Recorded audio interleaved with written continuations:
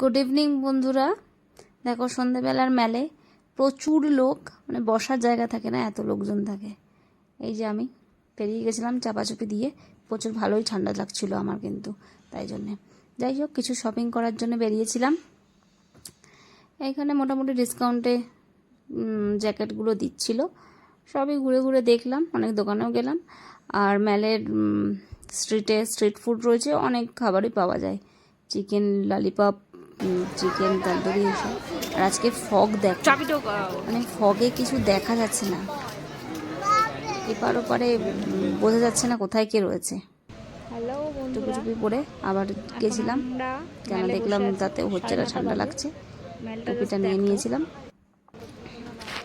এখন হচ্ছে 9:30 বাজে, তখনও আমরা মেলে একটু বসেছিলাম, যেহেতু মেলের পাশেই একদম আমাদের হোটেল, সেহেতু একটু বসে আড্ডা দিচ্ছিলাম। জাস্ট ফগটা অনেকটাই কেটে গেছে, পুরোটাই কেটে গেছে, লোকজন প্রায় ফাঁকা। যাই হোক কিছু স্ন্যাক্স কিনে নিয়ে চলে এসেছিলাম। এটা ললিপপ খাচ্ছিলাম, টেস্ট ছিল কিন্তু অনেক। যাই হোক, গুড নাইট।